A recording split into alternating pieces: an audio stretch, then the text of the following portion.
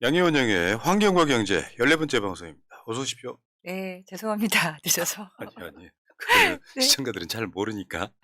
예. 자, 일단 한국에서는 윤석열 구속되고 윤석열 탄핵 심판하고 있고 미국에선 트럼프가 취임하는 네. 사태가 음. 양희원영 의원님 입장에서는 트럼프의 취임은 사태입니다. 네. 그렇죠. 참사에 가깝습니다. 네. 취임하자마자 행정명령 내리고 그리고 취임 그때 그 당시에 취임문 자체도 굉장히 반재생에너지 기후 변화에 대해서도 전부 다 이제 "도로 물리겠다." 이런 내용이 있으니까요. 큰일이죠. 그러니까요. 야, 네. 전 세계에서 온실가스를 가장 많이 배출하는 나라 두 나라가 미국하고 중국이고 예전에 제가 보여드린 음, 것처럼 그리고 역사적인 책임은 미국이 굉장히 강하게 있죠. 음, 예, 오랜 동안 화석연료를 많이 써왔으니까요.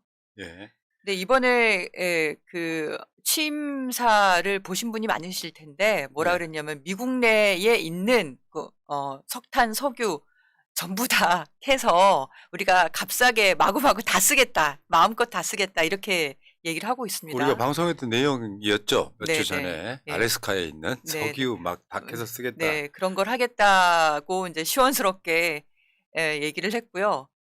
그리고 곧 이어서 파리 기후변화 협약 탈퇴도 행정명령으로 시작을 그러니까 했고. 이게 참 신기해요. 이렇게 빨리 할 일인가요, 이게? 음. 이게 이렇게 빨리 할 일이냐고. 저렇게 선언을 해도 저게 처리되는 시간이 좀 꽤 걸리긴 하거든요. 그때 예. 1기 때도 한 2-3 년이 걸렸다고 얘기를 하는데 이번에는 아마 좀 더 빨리 추진을 할 것 네. 같습니다. 근데 석유 대기업들이 네.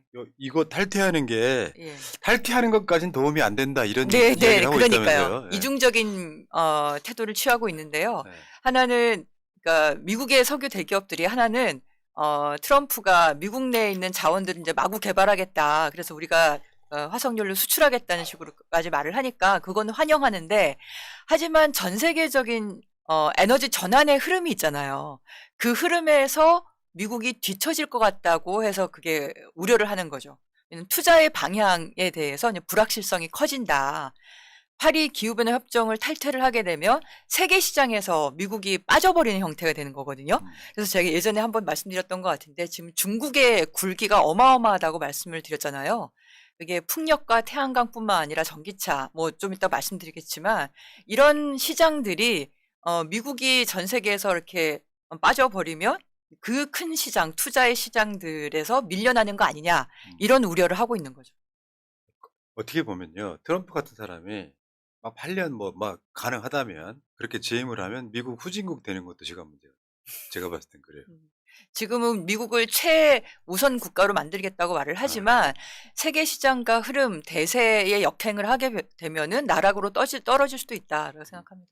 대세라는 표현보다 역사적 소명 아니에요. 음. 기후 위기에 대응하는 거는. 네네. 그걸 역행한다는 게 참. 이게 제가 환경과 경제라는 게 두 개가 상충되는 것 같은데 그게 결국 어우러진다고 말씀을 드리는 이유가 그 역사적 소명과 그 대세가 사실 지금 네. 같이 가고 있는 거거든요. 그래서 그게 가능하다는 겁니다. 맞습니다. 어쨌든 트럼프가 지금 어떤 걸 펼칠지 지금 심지어 북한을 핵 보유국으로 인정하는 발언까지 해버렸습니다. 네네. 자, 근데 그 미국에서 지금 LA 산불이 우리가 한번 다뤘었죠. 네네. 몇 차례 다뤘는데 LA 산불은 아직도 타고 있습니다. 그러니까 이게 좀 약간 잦아들다가 또다시 산불이 일어난 거예요. 그리고 22일 날 엊그제잖아요. 22일 날 또 다시 불이 붙은 데도 있어요. 2초마다 축구장 한 개씩 태우고 있답니다. 네. 와, 근데 금액을 보니까 손실이 200조 원이야. 200조 원이 지금도 근데 타고 있기 때문에 넘을 거다. 예, 그렇죠. 그러니까 소규모로 탄 것들 중에서는 그러니까 진압된 데도 많지만 여전히 뭐 30%, 60% 진압률이 이 정도밖에 안 되고 아까 말씀드린 것처럼 22일 날 다시 화재가 시작된 곳도 있고 그래서 저 200조도 200조 정도가 아니라 200조 이상으로 계속 늘어나는 조짐이고요. 네. 뭐 처음에 제가 LA 산불 얘기할 때 주택 천채가 탔다 했잖아요. 지금 12,000채가 탔다고 얘기를 하고 있고 여전히 타고 있다 계속. 네, 최악의 산불이다. 그러니까 미국만이 아니라 전 세계적으로 최악의 산불이다 이렇게. 지금 200조 원이면 물론 거기가 부촌이어서 그런 측면도 있겠지만 음. 대한민국 예산의 3분의 1이 화재로 날아갔는데 그렇죠. 그것마저도 기후로 인한 것이다. 네, 예, 기후 변화 때문에 발생한 일이다. 두 가지인데 하나는 저희가 이 지금이 우기라서 그러니까 태풍 비바람이 불어야 되는데 그게 아니라 건조한 바람이 불었다는 게 하나가 있고 두 번째는 또 그전에 건조한 기후여야 되는데 또 비가 와가지고 그 산에 나무들이 많이 생겼다. 예. 그래서 그 땔감이 많이 생긴 거다. 이 두 가지가 다 기후변화 문제 때문에 생긴 네. 거라는 거죠. 아니, 사실 그 남의 나라 이야기이긴 하지만 정말 안타깝네요. 사진 한번 보여줘봐요. 요거는 우리 저 교민들이 만드는 썬데이 저널에서 만든 피해 추산이 불가능할 정도. 근데 보험사들마다 발뺌부터 하고 있다. 네, 네. 보험사들도 이거 다 어떻게 하려다 보면 뭐 파산하는 지경이 이를 것 같아요. 보험사가 파산할 가능성이 굉장히 네. 높죠. 그래서 금융권이 네. 탈석탄, 기후변화 대응, 그런 금융투자 이런 얘기를 많이 하는 이유가 특히 보험사들이 얼마 전에 왜 우리나라의 그랬죠. 보험사도 악사. 그러니까 악사에서 굉장히 그 기후변화로 인한 피해액이 클 거다라는 경제 추산을 한 이유가 네. 이런 일 때문이죠. 자, 그리고 그 다음 사진 한번 보여줘봐. 나 이게 흑백 사진인 줄 알았어. 칼라 새까맣게 사진인데. 탔기 때문에 흑백 그쵸. 사진처럼 보이는 거예요. 예, 예. 근데 저런 불길, 그 다음 사진 보면 저런 불길 보면 무서울 것 같습니다. 네. 아니 뭐 동영상이나 이런 거 많이 나오는데요. 네. 어떤 동영상 중에 하나는 터널을 지나니까 완전히 불구덩이로 들어가는 아이고. 예. 그런 동영상도 있고요. 네, 저 지금 끔찍합니다. 저렇게 네. 정말 이렇게 어떤 삶의 여유를 즐기며 살다가 자신의 집이 저렇게 탔다고 생각하면은 나라를 떠나가지고 굉장히 안타까운 일 아닙니까? 오른쪽에 있는 저분, 저 여성분. 저 표정이 모든 걸 말해주는 것 같아요. 제가 어떤 동영상은 보니까 다 타고 나서 다시 집으로 돌아왔는데 강아지가 살아있어가지고 아이고.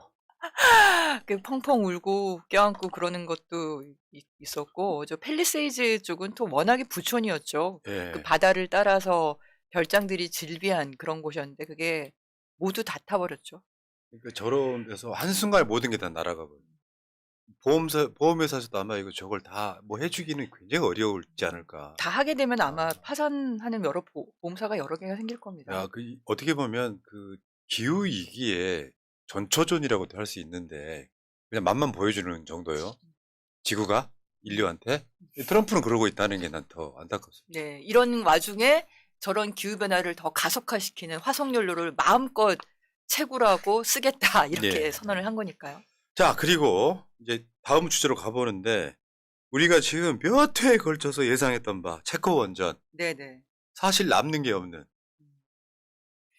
이게 미국 웨스팅하우스하고 지적재산권 분쟁 문제가 있다고 말씀을 드렸잖아요. 네. 네, 그 건에 대해서 분쟁을 종료하기로 합의했다는 소식이 들렸죠. 네. 근데 그 합의한 내용에 대해서는 비밀 유지 약속 때문에 밝힐 수는 없다 이렇게 얘기를 하는데 흘러나온 얘기가 로얄티를 조 단위 이상으로 주기로 했다. 그리고 예. 일감도 대부분 웨스팅하우스에 넘기기로 했다. 뭐 그리고 중동하고 동남아는 우리나라가 그리고 동유럽이나 유럽 쪽은 다 웨스팅하우스가 이렇게 하는 걸로 역할 분담을 했다. 뭐 이런 소식들이 언론사를 통해서 지금 흘러나오고 있죠. 그러니까 무슨 원전 생태계 복원이네 해가지고 윤석열이 체코를 지금 몇 번 가가지고 했는데 결국엔 남는 거 사실상 없어 보이는 그런 말도 안 되는 외교였고. 남 좋은 일만 시킨 게 아닌가 지금 그러면 이거는 우리나라가 원전 수주를 한 게 아니라 웨스팅하우스가 원전 수주를 하고 우리가 뒤치다꺼리하는 형태가 된 게 아닌가 그런 내용이 보일 정도인데요. 어쨌든 이번 수출에서는 첫 번째로는 프랑스의 절반 가격도 안 되는 저가 수주. 덤핑 맞네요. 예, 근데 그때 UAE 때도 그랬거든요. 원전 시장이 아주 많고 크기 때문에 그래서 2030년까지 80기의 원전을 수출할 수 있기 때문에 지금 덤핑으로 출혈 경쟁해도 나중에 좋은 일이 생길 거다 그랬죠. 근데 벌써 2025년이잖아요. 근데 무슨 30개 원전 수출이 어디 있습니까? 시장 자체가 없는데.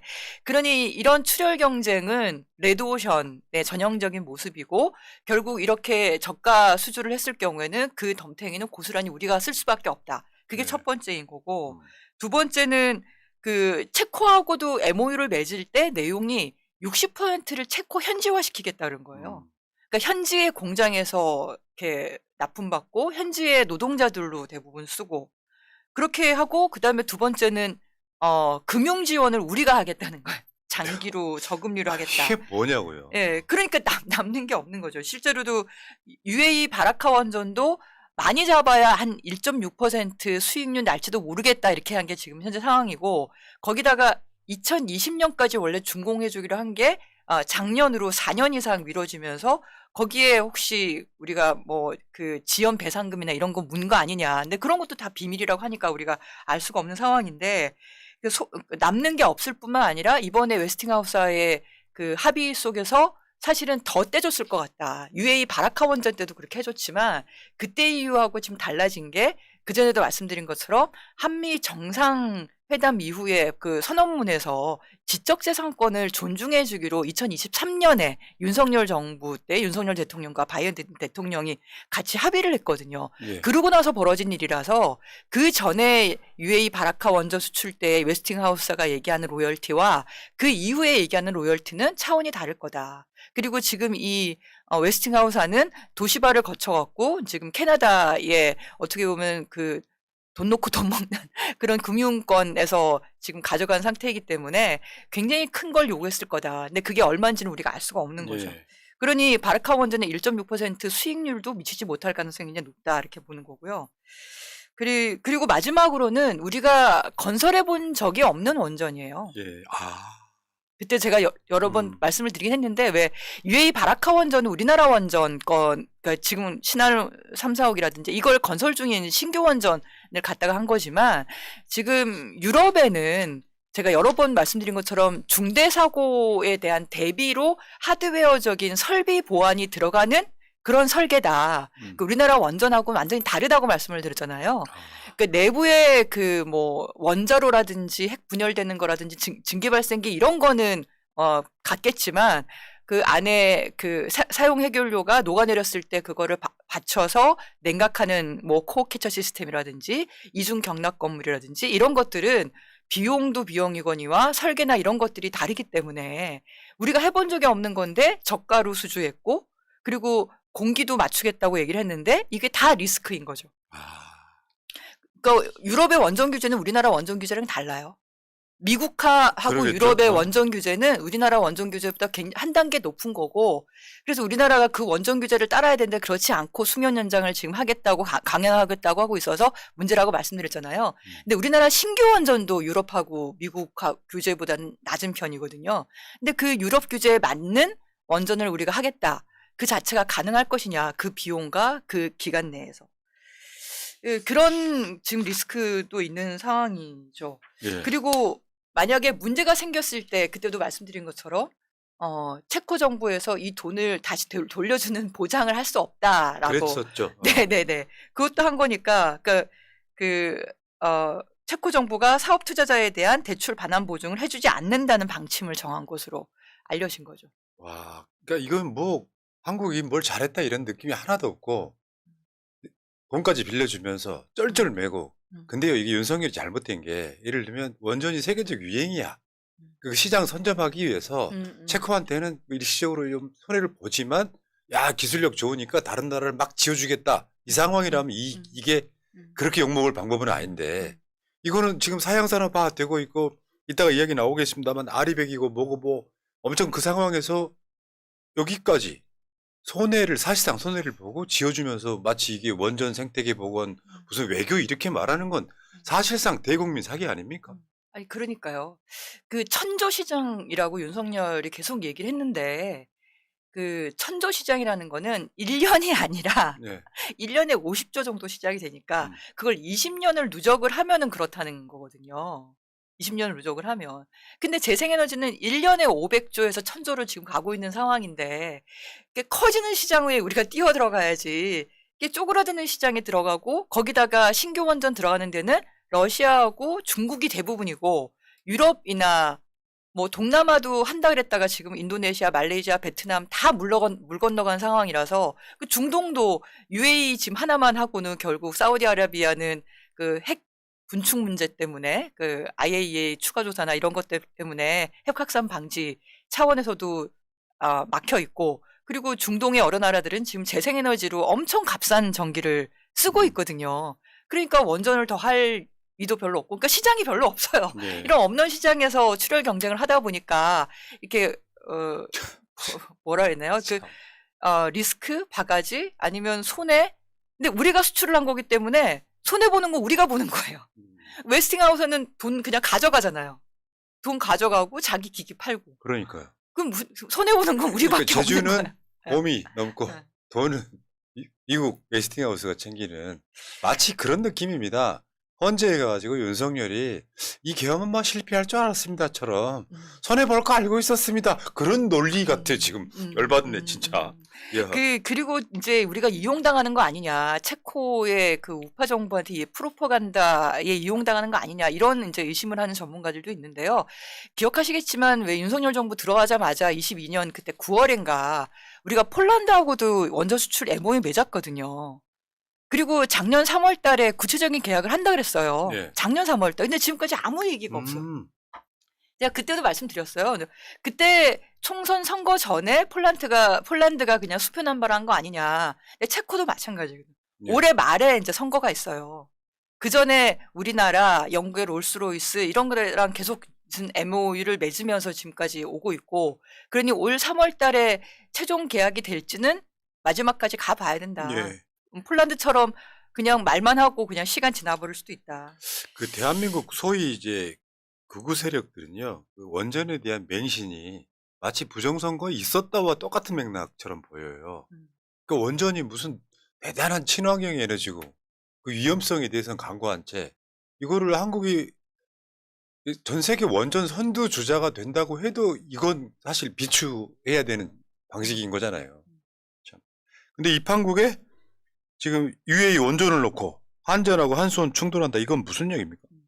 그러니까 설계 변경을 한 거죠. UAE 원전에 들어갈 때도 여러 가지 규제나 이런 문제들 때문에. 근데 그 공사비가 늘어났을 거 아니에요. 네. 근데 UAE를 할 때는 한전하고 계약을 한 거거든요. 체코를 지금 하는 건 계약은 한수원하고 계약을 하는 거고 이게 계약 주체가 달라요. 하지만 한수원은 또 한전의 자회사예요. 근데 설계 변경에 대한 책임은 또 한수원에 있다고 얘기를 하고 수출은 또 한전이 했으니까 그럼 그 설계 변경에 대한 공사비 부담은 한전이 하는 거냐 한수원이 하는 거냐. 아이고. 근데 그때도 말씀드린 것처럼 한전하고 한수원이 지금 빚이 어마어마하다고 말씀드렸잖아요. 네. 한전이 200조가 넘고 연간 이자만 3, 4조 원이고 참 이것도 UAE 바라카 원전에 우리가 지분 투자해갖고 금융지원뿐만 아니라 지분 투자해준 돈도 지금 상환이 다가왔어요. 그 돈을 지금 내지 못한 정도로 지금 한전이 빡빡한 상황인데 이 설계 변경에 대한 비용은 또 누가 낼 거냐 하고 지금 한전하고 싸우고 있는. 이게 지금 이명박의 유산인데 그렇죠. 이게 지금 윤석열이 이렇게 만들어 놓으면 훗날 한 10여 년 후에는 똑같은 체코 원전에서도 발생할 가능성이 매우 높아지는 거 아니에요? 그러니까요. 그러니까 체코 원전이 그러니까 윤석열 정부에서 이 체코 원전에 대해서 이렇게 정말 싸질러 놓고 가면 그 뒤에 있는 정부에서 이거를 감당을 해야 되는 거잖아요. 그러니까 그 책임을 질 사람은 사라진 상태로 누차 말씀을 드리는데 이명박 정부 때 석탄발전소 인허가 했다니까요. 그때 민간 기업들한테 다 그 허가권 나눠주고 이 UAE 바르카 원전도 마찬가지고. 근데 지금 그게 몇 년입니까? 벌써 20년 전이잖아요. 15년, 17년 전. 그때 건을 지금 와서 뒤치다꺼리 해야 되는 상황이니 이 원전 문제는 두고두고 뭐 핵폐기물이든 오염이든 위험이든 아니면 이런 사업의 문제든 이 리스크들을 다 우리 자손들한테 계속 그 부담을 떠넘기는 그런 사업이다라는 걸 볼 수가 있죠. 알겠습니다. 야, 이럴 줄 알았는데 이러니까 화나네요. 자, 그 다음에 이야기는 이게 잠깐만 해볼게요. 원전 이야기 나온 김에 탈원전. 그러니까 여러분 저 오타 아닙니다. 탈원전은 탈원전을 또 벗어난다. 쉽게 표현하면 다시 친원전으로 복귀한다. 이런 거죠 지금. 지금 우리 민주당 내에서 약간 논란이 있으신 것 같아요. 그래서 네. 제가 이 얘기를 해야 되나 말아야 되나 고민하다가 그래도 이제 이쪽 분야가 제가 담당이긴 하니까 말씀을 드려야 될 것 같아서 언론에서 이제 나왔던 건데 우리 민주당 한 의원실에서 주최를 해서 에너지 정책에 대한 토론회가 있었는데 뭐 그 에너지에는 색깔이 없다라고 하면서 신규 원전 윤석열 정부에서 지금 11차 전력수급 기본계획에서 SMR 포함해서 4개의 신규 원전 계획을 제시를 했잖아요. 아직 확정은 안 됐거든요. 그걸 좀 받아야 되는 거 아니냐는 식의 얘기들이 좀 있었나 봐요. 그래서 민주당이 탈원전을 또 탈탈원전 하는 거 아니냐 이런 식의 이제 논란이 좀 있었죠. 예. 네. 그러니까 제가 보기에는 아마 그 용인 반도체 단지를 대규모로 새로 들어간다고 하니까 삼성전자에서 거기 전기는 도대체 뭘로 쓸 거냐. 그거를 원전을 지어서 끌어오자. 이런 주장을 하는 원자력 업계가 있나 봐요. 그게 윤석열의 논리예요. 그런 이야기 그렇죠. 했었잖아요. 네네네네. 근데 그 현재 정부는 이제 당장은 가스발전소를 건설을 하고 그다음에 서해안에다가 뭐 대규모 송전솔로 통해 가지고 해상 풍력 들어오면 된다. 왜냐하면 아리백을 해야 되니까. 근데 원전업계는 그거 말고 원전으로 하자 이렇게 계속 얘기를 하는 거죠. 뭐 AI 때문에 전기 많이 들 거고 뭐 반도체 산업하면 전기 많이 들어가니까 이런 얘기로 아마 민주당 인사들을 많이 이렇게 꼬신 것 같은데, 어, 네, 실제로 에너지 정책을 들여다보면 그렇게 간단한 문제가 아니다. 예, 그렇게 넘어가시면 안 된다. 그 말씀을 좀 드리려고. 첫 번째는 AI를 비롯해서 전력 수요가 급증한다고 얘기를 하는데요. 이건 다 데이터 센터잖아요. 예. 근데 이런 데이터 센터들은 기본적으로 아리백을 하려고 합니다. 구글도 그렇고 애플도 그렇고 그러니까 그 IT 업계에서는 아리백에 대한 그 열정이 굉장하거든요. 예. 그래서 그걸 납품하는 우리나라 같은 여러 기업들한테도 아리백 요구를 해왔던 거고. 그러니까 네. 삼성전자한테 애플이 직접적인 아리백 요구를 해왔던 거거든요. 네. 그래서 그걸 원전 전기로 한다는 건 사실 아리백하고 굉장히 거리가 먼 거니까. 네. 하더라도 재생에너지를 해야 되고, 그리고 그 전력 수요에 대해서 급증한다는 얘기는 옛날부터 많았어요. 근데 네. 실제로 보면 그와 동시에 에너지 효율 기술이 같이 늘어났어요. 네. 그러니까 그 급증한다고 하면서 대규모 원전이나 석탄 발전소를 짓는 구실로 이용을 했지 실제 전기가 필요한 게 아니었다. 그게 지난 한 수십 년간의 흐름을 보면서 알 수가 있거든요. 그게 인류죠. 네. 필요하다고 생각하면 인류는 개발해내더라고요. 일단 데이터 한번 볼게요. 일단은 한국 전력 소비량이 매년 증가해서 세계 3위다 이런 그게 있고요. 네. 그 다음에 여기 한번 보시면 이게 이제 2021년 자료이긴 한데 한국과 일본의 전력 소비량 추이 보시면은 화면에 여러분 보고 계시는데 일본은 계속 떨어지고 있고 한국은 올라가고 있어요. 사실은 윤석열 정부 이전까지는 한국은 더 치고 올라가는 추세였고 일본은 후진국까지는 아니더라도 내리막길인 추세였는데 에너지는 지금 좀 반대로 가고 있고요.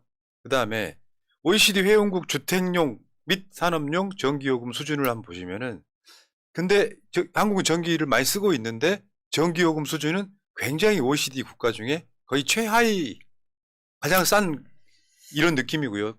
주택용이나 가정용도 거의 비슷합니다.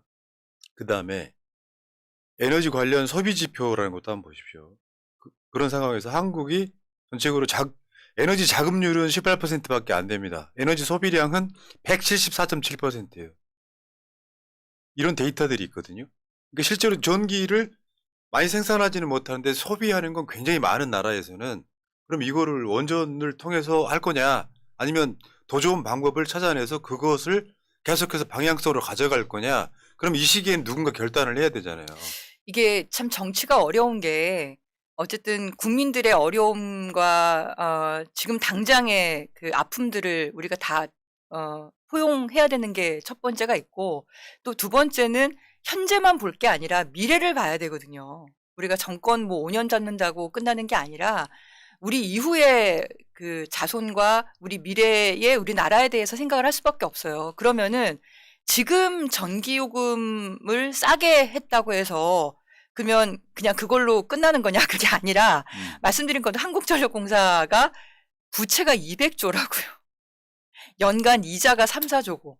그 얘기는 우리가 지금 제값을 내고 전기를 쓰는데 제값을 안 내고 있는 거죠. 네. 네. 그러니까 우크라이나 러시아 전쟁 일어났을 때 전 세계에서 전기요금, 가스요금이 폭등을 했거든요. 그럼 가스요금 올라갔으니까. 그래서 그것 때문에 에너지 효율 쪽의 기술이 굉장히 발달을 많이 했어요. 제가 히트펌프 그때 소개시켜 드렸잖아요. 그러니까 가스 난방 대신에 히트펌프로 바뀌고 뭐 이런 식으로 그리고 재생에너지도 엄청나게 빠르게 증가하고 중국만이 아니라 유럽도 그랬고 그래서 유럽은 뭐 이번에 작년에 재생에너지 전기 비중이 47% 유럽연합 전체 그러니까 최고를 지금 갱신을 했거든요. 근데 그거의 전제가 뭐냐면 에너지 요금이 비싸니까 기존의 그런 화석연료를 쓰지 않고 재생에너지로 바꾸고 에너지 효율을 높이고 이렇게 시장 전체가 옮겨가는 거예요. 근데 우리나라는 그렇게 하지 못하고 한전에 비주로만 쌓아놓고 있으니까 이런 변화가 일어나기가 힘든 거죠. 당장에 일본은 후쿠시마 원전 사고 때문에 전기요금이 많이 올랐어요. 후쿠시마 원전 사고로 인한 그 수습 비용이 수백조 원에 달하니까 그게 도쿄전력은 그럼 파산을 해야 될 거 아니에요. 근데 도쿄전력이 파산하지 않고 전기요금을 올리는 걸로 그걸 이렇게 보조를 해준 거거든요. 그러니까 일본의 전기요금이 올라간 게 사실은 그 후쿠시마 원전 사고 때문이고, 그러니까 이제 재생에너지 쪽이 지금 빠르게 증가하고 있는 그런 상황인 거예요. 그럼 저쪽에서 논리를 그렇게 만들겠네요. 음. 후쿠시마 원전이 사고가 났기 때문에 원전이 중요하다 이런 논리를 만들려고 하는 사람들이 있는 거죠. 근데 안전한 전기를 쓰는 게 100번 이득이잖아요. 그러니까 전환하는 데는 비용이 들어가니까 초기에는 비싸질 텐데, 근데 시간이 지나면은 재생에너지 전기는 연료가 없기 때문에 초기 투자만 지나고 나면 그다음엔 그냥 공짜 전기를 쓰는 거예요. 그래서 아까 제가 그 중동에서 굉장히 그러네, 싸게 공짜 전기네. 예, 싸게 전기를 쓴다 이렇게 말씀드린 이유가, 그러니까 설비 사업이에요, 설비. 그냥 제가 뭐랑 비교하냐면 머그잔이랑 비교해요. 예. 내가 텀블러나 머그잔을 가지고 있으면 물을 계속 마실 수 있잖아요. 예. 그러니까 태양광이나 풍력 같은 경우는 20년, 30년, 길면 40년 동안 어떤 설비를 설치해 놓고 나면 그다음에는 바람과 태양은 그냥 공짜로 쓰는 거니까 그러니까 무한적으로 리필이 된다고 얘기를 하죠. 관리비 정도만. 그러니까 그래서 처음에 설비 투자할 때 비용이 좀 들어가는 거고, 여기에 맞춰서 전력망도 스마트하게 바꿔야 되니까 비용이 들어가는 거고, 그리고 뭐 이 전기를 저장하기 위한 저장 기술이 필요하고 이런 것 때문에 비용이 들어가는 거지, 이 자체를 전기를 생산하는 거는 비용이 예. 안 들어가는 거죠. 그런데 이제 원전이나 석탄 발전 이런 거는 처음에 원전은 처음도 비용이 좀 들어가죠. 근데 이제 연료 비용이 적게 들어가니까 싸다라고 하면서 그 뒤로 다 비용들을 밀어버리는 거예요. 그러면서 당장 싸게 이제 전기를 쓰기 위해서는 원전과 석탄 발전소가 더 필요하다 이런 논리로 자꾸 악순환을 네. 만들어 버리는 거죠. 그 후쿠시마가 폭발 사고가 있고 나서 사실은 일본은 내리막길로 들어섰거든요.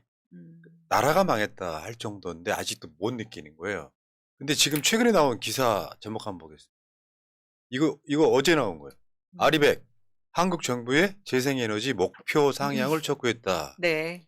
그리고요, OECD 주요국 재생에너지 소비 비중도 한번 보겠습니다. 평균 23.42%인데요. 이게 그러니까 2023년 3월 29일 자료인데 한국은 3.36%. 크게 바뀌진 않았을 거예요. 시간이 얼마 안 지났기 때문에. 상황이 이렇습니다. 근데 그 다음에 한번 볼게요. EU 재생에너지 비율은 47%, 사상 최대. 미국은 트럼프 때문에 화석연료로 유턴.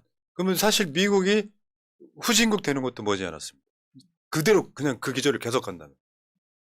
그 다음에 EU, 아까 말씀하신 내용이네요. 전원별 발전량 추이. 여기 보면 태양광, 풍력, 수력, 바이오 등 재생에너지가 47.4%. 저 자료로만 보면요. 그러니까 추세가 어디에 있는지 그냥 답이 나오는 거잖아요. 미국이 그런다고 해서 우리가 그렇게 따라갈 수는 없는 거잖아요. 우리나라가 지난 여름에 열대야만 기억을 하고 계시잖아요. 근데 그 방송 기억하실지 모르겠는데 왜 미국에서 또 중국에서 일본에서 그 태풍, 그다음에 산사태, 사람이 거의 날아갈 정도의 바람, 난리도 아니었거든요. 그리고 이번 겨울에는 또 산불. 근데 우리는 그 태풍도 피해갔고, 보통 우리가 울진 산불이 크게 났었는데 이번도 산불도 피해 가기를 바랍니다. 네. 그러니까 그런 재난이 일어나지 않기 때문에 기후 변화의 위협이 없는 게 아니다. 분명히 그 위협이 상존하고 있고 언제든지 우리에게 닥칠 수 있다. 근데 그리고 우리는 어쩌면 그런 재난에서 피해갈 수도 있어요. 우리 세대는 우리 세대는 한 20-30년 정도는. 하지만 그 이후에 60년, 70년, 2100, 이제 지금 태어난 애들은 2100년까지 100년 이후도 살잖아요. 그럴 때 도대체 어떻게 할 거냐. 이 걱정이 굉장히 앞서는 거죠. 그게 제가 최근에 이제 공부하고 있는 것 중에 뭐가 있냐면 기후위기의 속도가 5년 전에 예상했던 거하고 작년에 예상한 게 속도가 다르죠. 완전 달라요. 네, 달라요. 그러니까 지금 100년 예상하는 사람도 있어요. 인류가 살 수 없을 정도로 기후위기가 나빠지는 게 100년 안에 올 거다. 근데 그거 나중에 조금 더 빨라지면 50년. 실제 우리 현생에 볼 수도 있다. 지금 이미 그 1.5도씨 1년 내에 그 산업화 시대 그때 이후로 1.5도씨 온도가 올라간 거는 이미 지났다 이런 평가가 있죠. 그 정도 온도를 올리려면 원자폭탄 4만 개가 터져야 된다는. 그러니까 이제 바다, 그 넓은 바다, 그 많은 물이 데워져서 그 데워지니까 그것 때문에 습기가 많아지고 그러니까 이제 태풍이 더 강해지고 더 많은 예. 비가 오고 이런 일이 발생하게 된 거죠. 그리고 그게 기후 변화 때문에 어느 한쪽은 너무 또 건조해지고 그래서 예, 이런 문제가 발생하는 건데 이 문제를 해결을 해야 되는 건데 근데 이제 이 문제를 해결하는데 원전은 전혀 도움이 안 된다. 아까 말씀드린 것처럼 어쨌든 신규 원전은 아까 말씀드린 게 아니군요. 신규 원전은 예전에 말씀드렸던 것 같은데 2030년에도 가동을 못 해요. 지금 건설 중인 원전이 4개거든요. 신고리 5, 6호기하고 그 신한울 3, 4호기를 이제 건설 허가를 작년에 냈으니까 그 4개예요. 근데 이 4개도 2030년에 될까 말까 하는 정도입니다. 그러니까 신고리 5, 6호기는 그 전에 될 가능성이 좀 높고 신한울 3, 4호기는 2030년 전에 가동도 못 해요. 그리고 지금 신규 원전 얘기해도 아주 먼 미래의 얘기거든요. 근데 우리는 당장 우리가 이번에 정권을 잡는다고 생각을 하면 우리 정권 때 2030년 온실가스 감축 목표를 달성해야 되는 일이 생깁니다. 2018년 대비 40% 정도 온실가스를 감축하겠다고 얘기를 했거든요. 우리가 계산을 잘못했기 때문에 지금 몇 천만 톤 더 늘었잖아요. 저번에 한 5% 늘었겠죠. 네네. 신규 석탄 발전소에서 나오는 온실가스를 지난 몇 년 동안 누락하는 바람에 지금 늘었어요, 다시. 7억만 톤이 훨씬 넘는 건데, 이걸 4억 3천만 톤 정도로 이렇게 줄여야 돼요. 근데 그걸 5년 안에 가능할까? 여기에 대해서 지금 최선을 다하는 게 중요한 거거든요. 근데 해상풍력이나 육상풍력이나 태양광, 그게 가장 오래 걸리는 게 해상풍력인데 그것도 3년이면 돼요. 그러니까 1년, 2년, 3년이면 되는 이 빠른 시장을 두고 왜 원전 얘기를 하냐는 거지. 알겠습니다. 네. 시간 관계상 여러분 그 대선을 이기는 것도 중요하지만 어떤 방향성으로 에너지 정책 이것이 곧 돈이다 이런 얘기인데 그 돈이 실제로 더 따박따박 더 많이 더 지속적으로 나올 돈에 투자하는 게 좀 맞다고 생각을 하고요. 자, 전기차 이야기 마지막으로 한번 해볼게요. 지금 야 중국산 전기차가 국내에 들어왔다고 물론 우리가 메이드 인 차이나에 대해서 약간 좀 신뢰가 떨어지는 건 사실인데 어떤 분야는 중국이 최고인 분야도 있어요.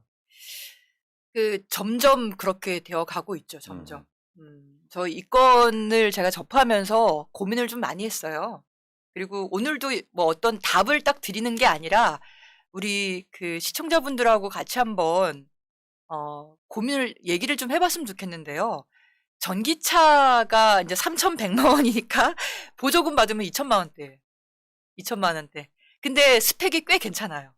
디자인도 꽤 괜찮고.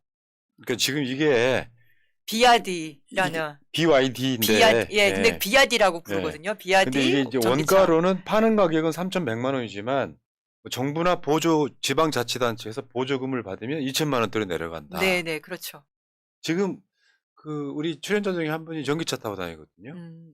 근데 뭐 타시나? EV 제일 흔한 거. EV6 아니면은 그거 정확히 모르겠어요. 제가 전기차 관심이 없어가지고. 근데 그런데 실제로 비용이 이런 것 같아요. 그러니까 지금 이번에 그 뭐 프로모션하고 뭐 관계자들 인터뷰를 들어보면 굉장히 자신감이 넘쳐요. 네. 우리 직접 타보면 다르다라고. 네네네. 내가 그렇게 얘기하죠. 그런데 이제 우리가 전기차 가격이 이렇게 싸지면은 결국에는 몇 사람은 타볼 거고 타본 사람이 괜찮다고 싶으면 이건 더 많이 팔릴 거고 이 구조로 가지 않겠습니까? 계속 다른 거 한번 볼게요. 봐봐요. EU 중국 전기차에 45.3% 관세 부과 확정. 그 보호무역주의 확산 우려 이거 약간 트럼프식인데 야 니들 싸게 들어오면 관세를 때려버릴 거야. 그럼 가격이 올라갈 수밖에 없잖아요. 그렇죠. 네. 네. 근데 그래서 지금 이제 고민이 소비자 입장에서 봤을 때는 싸고 좋은 전기차 하는 게 좋잖아요. 네. 2천만 원대 우리나라 그 전기차는 2천만 원대 안 되거든요. 가장 이제 작은 거를 하더라도 3천만 원에서 4천만 원대예요. 근데 중국은 그거보다 1,000만 원이 더 저렴한 전기차야. 근데 그걸 하는 게 좋을까? 근데 그렇게 돼버리면 중국 전기차가 우리 국내 시장을 싹쓸이 해버릴 가능성이 있으니까. 그럼 우리나라 그럼 업계는 어떻게 할 거냐? 우리나라 자동차 업계를 생각하려면 유럽이나 미국처럼 보호무역으로 관세를 높이거나 아니면 쿼터제를 줘서 이 이상은 팔지 마라. 뭐 10,000대 이상은 팔지 마라. 30,000대 이상 팔지 마라. 이런 걸로 가는 게 맞을 거냐? 이런 고민이 있는 거죠. 예. 그러니까 소비자를 생각할 거냐? 우리나라 자동차 업계를 생각할 거냐? 야, 이것도 어떻게 머리 아프다 생각하세요? 진짜. 네. 결국에는 저는 자본주의 특성이 음.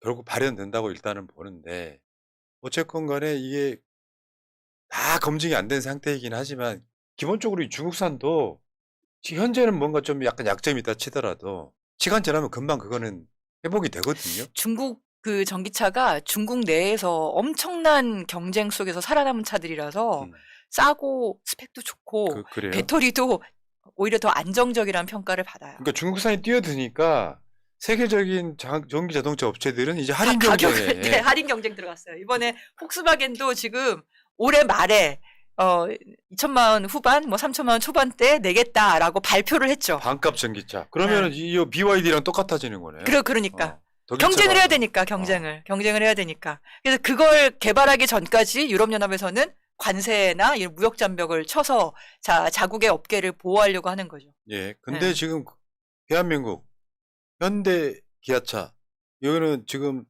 이 V3 가격이 3,950 최하 많게는 4,850만 원이니까 가격 경쟁력이 지금 있는 거긴 한가요? 1,000만 원 비싸요. 1,000만 원 비싸다고? 네, 1,000만 원이 비싼 거죠.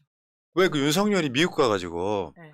그 우리나라 기업들 뭐 그쪽에다가 트럼프가 막 그 후에 바이든이 들어왔을 때 야 이제 중국에서 뭐 생산한 거는 뭐 먹이겠다 해서 한국차에 대해서 뭐 관세를 부과하네 마네 막 할 때 있잖아요. 그럴 때 한국만 거기 미국의 보조금을 적게 받는 문제 때문에 굉장히 논란이 많이 됐었던 그 기억이 있는데 자 관련해 가지고 지금 배터리 문제도 있죠. 배터리 문제, 배터리 화재 문제 있잖아요. 네. 근데 그게 중국산 배터리가 좀 더 안정적인 기술 기반이다. 이런 평가가 좀 있죠. 예. 그래서 우리나라에서도 뭐 LG 에솔이나 에너지솔루션이나 SK나 이런 데에서 그 중국의 그 배터리 기술로 이렇게 기술 개발하겠다고 한참 지금 배터리 화재 나고 그랬을 때 그런 걸 발표한 적도 있어요. 근데 배터리에 대해서는 한국이 세계 상위권 아닌가요? 네네, 상위권이죠. 중국도 우리가 상위권인데 가르친 거 아닌가요? 처음에는 그랬죠. 네. 근데 우리나라 전기차도 처음에 중국에 진출하고 할 때는 보조금 받다가 나중에 보조금을 제외돼 버리고, 그러니까 굉장히 어떻게 보면 중국 정부가 양아치질을 했어요. 네. 처음에 기술 뺄 때는 이렇게 막 보조금도 주고 뭐 잘해주다가 그러다가 일정 정도 자기 기술이 된 것 같으면은 그쪽은 보조금도 빼버리고 아니면은 뭐 다른 불합리한 조치를 취하고 그래서 밀어내고 자신의 기업들을 키우고 이런 일들을 중국이 했기 때문에 사실 우리나라도 우리나라 업계를 보호하기 위해서 이러저런 무역 장벽을 칠 수가 있어요. 근데 문제는 우리가 중국을 상대로 그 무역 장벽 싸움을 할 수 있느냐 이 문제인 거예요. 우리가 무역 장벽을 지금 미국하고 중국은 그 싸움을 하잖아요. 유럽연합도 그 싸움을 하는 거고, 근데 미국만큼 싸움하지는 않아요. 그러니까 쿼터제를 일부 도입을 해서 수입은 하니까. 근데 미국은 아예 중국산은 무조건 안 되는 거 아니에요. 중국의 배터리도 안 되고 중국에 생산되는 건 다 안 된다. 이게 미국의 정책인 거고. 그럼 우리나라는 어떻게 할 거냐.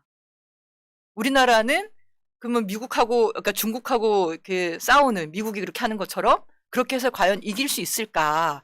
주요 광물 자원에 대한 것도 있고 중국과의 여러 가지 관계들이 있다 보니까 이게 힘든 상황인 거죠. 그래서 쿼터제 정도로 관세를 높게 매기지 말고 중국하고 협상을 해서 쿼터제 정도로 하자라는 얘기도 있고, 아니면 그냥 소비자들 편하게 싸게 하고 우리나라 현대기아차가 1년에 한 700만 대를 생산해요. 예. 750만 대 생산하는데 국내는 한 120만 대 정도 하고 나머지 다 세계 시장이거든요. 그리고 다른 나라의 동유럽이나 미국의 공장도 있고, 그러니까 세계 시장으로 가고 중국을 배제한 시장들이나 이런 데가 있으니까 그렇게 나는 게 낫지 않냐라는 판단도 있고, 그러면서 중국과의 어떤 다른 무역 협상의 레버리지로 사용하자 이런 주장을 하는 전문가들도 있습니다. 그러네요. 그래서 이게 쉬운 얘기가 아니다. 쉬운 얘기가 아니다. 결국에 지금 양희원 의원은 환경 이야기도 있지만 이게 다 경제랑 연관되는 이야기예요. 그렇죠. 이게 탄소 중립 산업이고 이 전 세계적인 에너지 전환과 탄소 중립 산업에서 우리나라 경제, 우리나라 업체들은 어디에 위치할 것인가. 이 유럽연합과 미국과 중국의 이 싸움, 틈바구니 싸움 속에서. 근데 거기서 일본은 제대로 역할을 못해요. 예. 자동차 업계도 뭐 쉽게 말하면 망한 수준이고 태양광 쪽도 거의 망한 수준이고 그렇거든요. 그런데 우리나라는 태양광도 그렇고 풍력 쪽에 뭐 메인 터빈은 아니라 하더라도 주요 기자재들이 우리나라가 전 세계로 수출을 하고 있고 그리고 전기차도 상당 부분 우리나라가 비중이 굉장히 높고 네. 오늘도 발표된 거 보니까 기아차가 작년에 순이익률이 최대 달성을 했더라고요. 돈을 많이 벌었어요. 그러니까 잘 되고 있는 거예요. 잘 하고 있는데 그런데 이 중국 떠오르는 중국의 이 무역 전쟁 속에서 우리는 어떻게 살아남을 것인가는 뭐 엊그제 이재명 대표가 말한 것처럼 이 대전환의 시대에 정말 세심한 경제 정책을 할 수밖에 맞습니다. 없다. 예. 그러니까 굉장히 어려워요. 예. 심지어 이런 얘기하는 전문가분들도 만났습니다. 우리나라가 사실은 중국 거 이렇게 가지고 중간재를 가공해서 수출하는 역할을 했잖아요. 반대로 중국이 우리나라를 그렇게 이용할 수도 있다라는 얘기도 있습니다. 우리나라가 지금 네. 뭐 대한민국 그구들 협정 이야기 많이 나오는데 진짜 그렇대요. 중국을 그렇게 혐오한대요. 근데 사실 대한민국을 30년간 먹여 살린 국가가 사실 중국이었거든요. 지금까지. 바뀔 수도 있다 이런 얘기죠. 예, 그러니까 그래서 이 지위가 무역지 세계 경제 질서사에서의 무역지위가 바뀔 수도 있고 바뀌는 사원에서 우리가 또 돈을 벌어야 될 거 아니에요. 그렇다고 해서 어떻게 돈을 벌 건지 이걸 예. 잘 고민을 해야 되고 그리고 중국에 대한 혐오가 청년층에서 많다고 얘기를 하는데 또 청년들은 되게 실용적이라서 2천만 원대 전기차 나오면은 그걸 사지 않을까요? 네? 그럴 수도 있을 것 같아요. 네. 자, 대한민국을 지금까지 먹여 살렸던 건 사실상 반도체였었잖아요. 근데 그것도 보니까 삼성과 SK가 바뀌었대요. 또 입장이. 네, 맞아요. 거기다가 두 번째, 지금 현재 두 번째가 자동차거든요. 근데 그 자동차가 지금 이제 전기 자동차로 바뀌는 시기이기도 하고, 그 다음에 석유화학 정도가 대한민국 수출의 그 3대 효자 이런 정도로 맞아요. 보시면 맞아요. 되는데, 네. 우리가 다룰 게 많네, 이게. 석유화학, 오늘 이게 다 들어있어요, 이게 지금.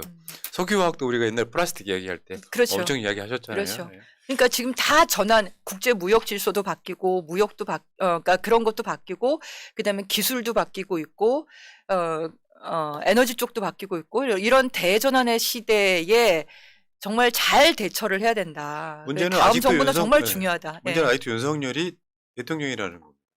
전 정리가 빨리 될 거라고 생각합니다. 계엄령이 문제가 아니고 네. 그런 사람은 이 시기에 대통령 되면 안 됩니다.